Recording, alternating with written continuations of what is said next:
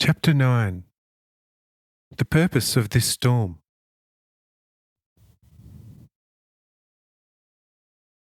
Peter, however, steps over to me, saying confidingly, "Lord, has the Father's Spirit within you retreated to the extent where you are no longer master of this storm? Could you not try to silence this storm if possible?" I said, "There are wise grounds why this storm, which shall not last long, has to rage its course. If you don't doubt it, however, then be advised that there are 10 hostile ships upon the sea pursuing us for our destruction. This storm is doing to them what they intended doing to us. If so, why beg me to halt this most essential storm of our grace? Let it rage until it has achieved its aim, and it then shall cheerfully stop. Look over there and tell me what the mountainous waves are carrying on their furious backs like nasty and spiteful children tossing their mischievous toys up and down." Peter looks over the exceptionally stormy high and wide seascape and straightway notices several shipwrecks, together with one somewhat less damaged intact ship, and how wrecks and ship are being tossed about by the mighty breakers like chaff. He also sees some people clinging to wreckage and trying to reach shore with a last desperate effort, while being buried by wave after wave and intermittently tossed up again. Having watched this spectacle for a while, Peter says to me,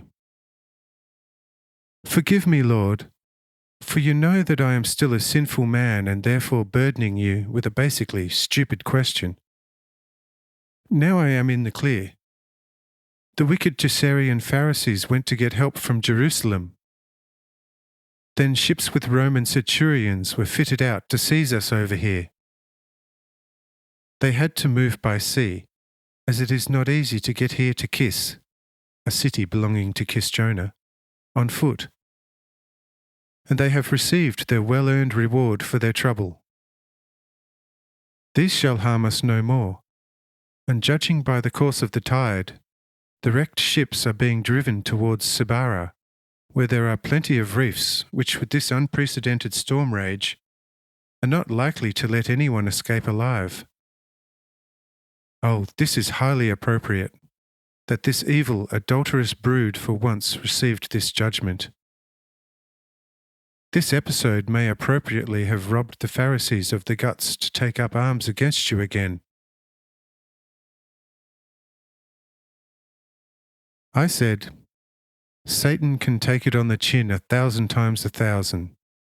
Yet after 1,000 times 1,000 blows, he steadily remains the same most wicked enemy of God, and of everything good and true emanating from God's Spirit.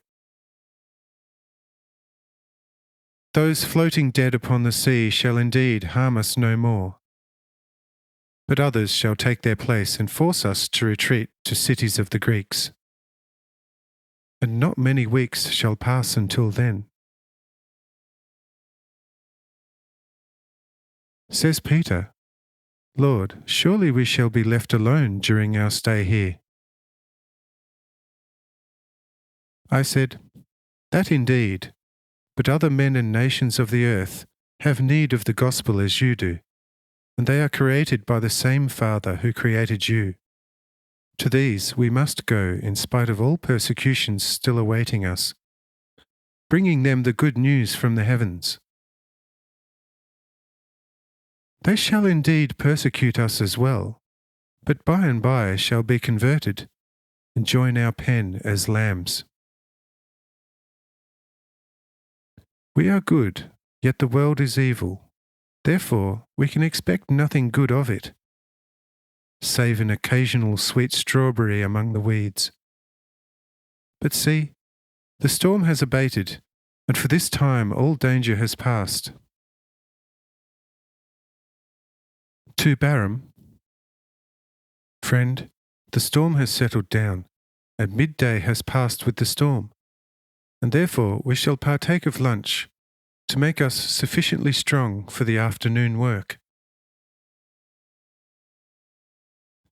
It will not be necessary to say more about the lunch, or shed more light on the effects of the preceding storm on mainly the 10 ships.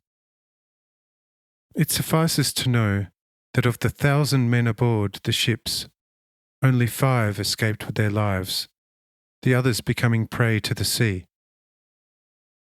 And upon the Cibarian reefs for over a year, human remains, partly gnawed away by fish, were being found, together with a host of Roman arms and chains earmarked for me and my disciples.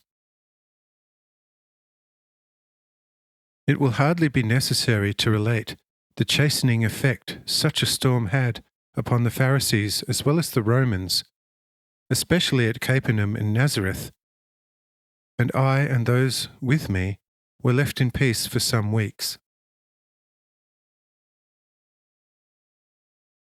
After lunch on that day, nothing much of note was undertaken, and the disciples therefore went to sea with Kisjona's fishermen, and by evening brought in 5 big catches of the choicest fish held by this sea, taking them to Kisjona's fish tanks, who was greatly overjoyed therewith.